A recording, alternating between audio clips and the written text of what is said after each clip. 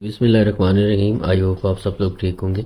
मेरा नाम डॉक्टर मोहम्मद इब्राहिम है। आज हम इंशाल्लाह 9th क्लास का कोर्स जो है मैथमेटिक्स का उसको कंप्लीट करने के लिए स्टेप ले रहे हैं, तो इंशाल्लाह इसको अच्छे तरीके से लेके चलेंगे। तो सबसे पहली बात ये है कि जो हमारे पास मैथमेटिक्स है ये हमें करने से आता है, ठीक है।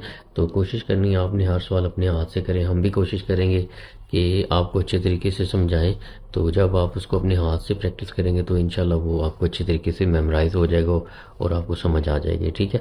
तो कोर्स का स्टार्ट करते हैं। सबसे पहला हमारे पास जो टॉपिक है वो है मैट्रिसेस एंड डिटर्मिनेंट। तो हम देखेंगे इस टॉपिक के अंदर, इस चैप्टर के अंदर आउटलाइन में हमारे पास है, हम इंट्रोडक्शन टू मैट्रिसेस देखेंगे, टाइप ऑफ मैट्रिसेस देखेंगे, addition and subtraction of matrices देखेंगे, मल्टीप्लिकेशन ऑफ मैट्रिक्स देखेंगे, मल्टीप्लिकेटिव इन्वर्स ऑफ मैट्रिक्स देखेंगे, solution of simultaneously linear equation जो होती हैं उनको मैट्रिक्स के जरिए हम कैसे सॉल्व करेंगे, तो ये हम इस चैप्टर में देखेंगे। सबसे पहले इसकी कुछ बेसिक डेफिनेशन है उनकी तरफ चलते हैं।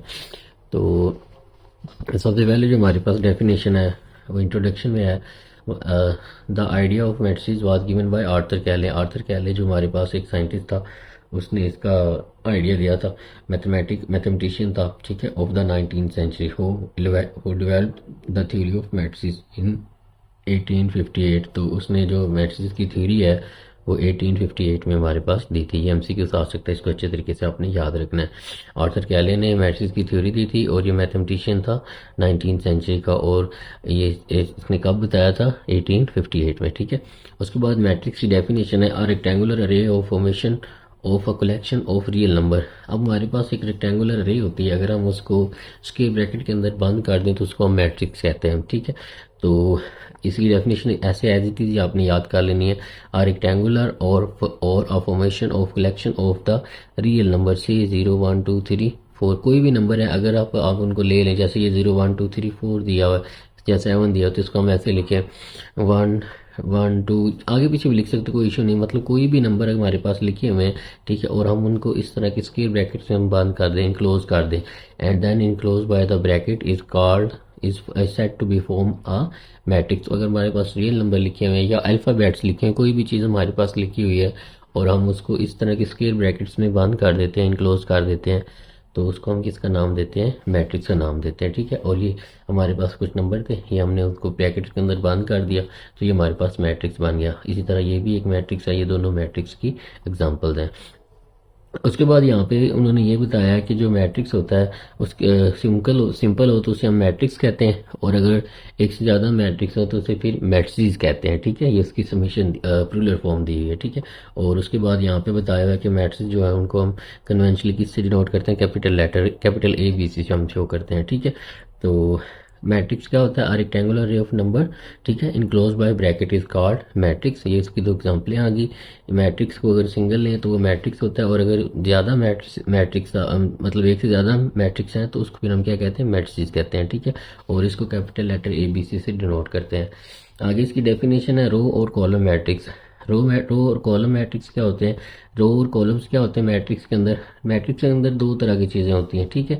एक ऐसी लाइनें होती हैं जो लेफ्ट से राइट जा रही होती हैं, ठीक है, और कुछ ऐसी लाइनें होती हैं जो वर्टिकली होती हैं, ऊपर से नीचे आ रही होती हैं, ठीक है, अपवर्ड से डाउनवर्ड आ रही होती हैं, ठीक है। तो दो तरह की इसके अंदर एंट्रीज होती है हमारे पास। तो ऐसी एंट्रीज जो लेफ्ट से राइट है, जैसे ये है 1 2 0, ठीक है, ये पहली एंट्री है जो लेफ्ट से राइट है, ये दूसरी एंट्रीज हैं, ये तीसरी एंट्रीज हैं। तो जो पहली एंट्रीज हैं लेफ्ट से राइट वो हमारे पास रो 1 है। इसी तरह ये दूसरी एंट्रीज जो हैं वो हमारे पास R2 है, और ये क्या है हमारे पास R3। तो 1 2 3 जितनी भी लाइनें लेफ्ट से राइट जा रही होती हैं वो हमारे पास क्या होती हैं? रो होती है। जैसे ये रो 1 है, ये रो 2 है, और ये रो क्या है? 3 है। इसी तरह कुछ वर्टिकली भी चीज़ें चल रही होती है ऊपर से नीचे, ठीक है, जैसे 1 3 2 2 5 1, ठीक है। इनको क्या नाम देते हैं? जो वर्टिकली ऊपर से नीचे आ रही होती है उन्हें हम कॉलम का नाम देते हैं, ठीक है। तो ये रोज थी और ये कॉलम है 1 2 और 3, ठीक है। इसके बाद ऑर्डर ऑफ मैट्रिक्स क्या होता है इसको हम देखते हैं। जी, नेक्स्ट हमारे पास है order of matrix. Order of matrix क्या होता है? वो हमें बताता है कि इसके अंदर कितने एलिमेंट होंगे। जो मैट्रिक्स की एंट्रीज होती हैं उन्हें एलिमेंट भी कह सकते हैं, ठीक है, एंट्रीज भी कह सकते हैं। आप जो मैट्रिक्स के अंदर चीज़ें पड़ी होती हैं उन्हें हम एंट्रीज भी कह सकते हैं और एलिमेंट्स भी कह सकते हैं, ठीक है। तो order of the matrix, order of matrix क्या होता है? वो हमें ये बताता है कि एक मैट्रिक्स का ऑर्डर क्या है और उसके अंदर कितनी रोज हैं और कितने कॉलम है और उसके अंदर टोटल एलिमेंट्स कितने हैं। For example the number of rose and number of columns in a matrix specifies it's order. तो जो मैट्रिक्स के अंदर नंबर ऑफ रोज और नंबर ऑफ कॉलम होते हैं वो उसका ऑर्डर बताते हैं। If a matrix M has M rows, अगर एक मैट्रिक्स है उसकी रोज एम है एंड एन कॉलम्स और उसके कॉलम क्या है एन है, then M is said to be order M by N. अगर एक मैट्रिक्स है एम, ठीक है, उसके अंदर एम रोज हैं, ठीक है, और एन कॉलम्स है, तो उसको हम कैसे लिखेंगे m by n. For example ये हमारे पास एक मैट्रिक्स लिखा हुआ है, इसके अंदर रोज कितनी है, ये 1 और ये 2, 2 रोज होंगे, कॉलम कितने 1 2 और 3, तो 3 कॉलम आ गए, तो इसको क्या लिखेंगे 2/3, तो इसको इस तरह लिखते हैं, ठीक है। 2x3 भी लिख सकते हैं समटाइम हम। और इसके अंदर साथ हमें ये भी पता चलता है कि इसके अंदर टोटल एलिमेंट कितने, देखिए 1 2 3 4 5 6, तो अगर 2 को 3 से मल्टीप्लाई करवाएं या 2 का टेबल 3 टाइम्स पढ़ें तो वो भी कितना बनेगा 6 ही बनेगा। तो ये इसका ऑर्डर भी हमें इस तरह पता चल जाता है, ठीक है। जैसे इसके अंदर कितनी रोज हैं 1 2 और 3, 3 रोज है, 1 2 3, 3 कॉलम है, तो 3 रोज है और 3 कॉलम है। यहाँ पे एक बात हमें अपने माइंड में रखनी पड़ेगी, हमेशा हम जब भी ऑर्डर लिखते हैं तो हम पहले रोज लिखते हैं फिर कॉलम लिखते हैं, ठीक है। अगर आपने पहले कॉलम लिख दी बाद में रोज लिखनी तो वो आपका गलत हो जाएगा, ठीक है। उसके बाद आगे चलते हैं। ये एक ऐसा मैट्रिक्स है जिसके अंदर एक रो है और 3 कॉलम्स है, ठीक है, इसको 1/3 भी लिख सकते हैं, जैसे ये लिखा 1/3, ठीक है।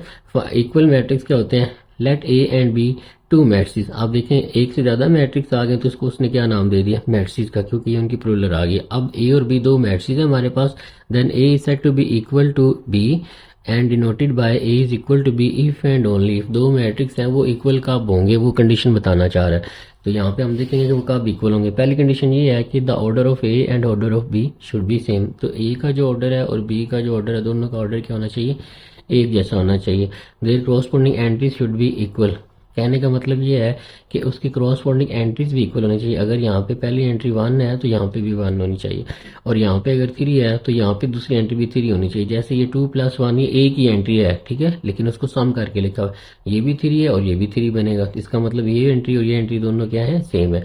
यहाँ पे -4 है, यहाँ पे भी -4 है, यहाँ पे 2 है, यहाँ पे हमारे पास 4 में से -2 करेंगे तो वो भी आंसर हमें 2 ही देगा। तो ये ए और बी दोनों क्या है इक्वल मैट्रिक्स हैं, ठीक है। इक्वल मैट्रिक्स कब होते थे, इसका ऑर्डर कितना है 2 रो और 2 ही कॉलम है, इसकी भी 2 रोज है और 2 ही कॉलम है, तो 2 रोज 2 कॉलम दोनों के सेम है।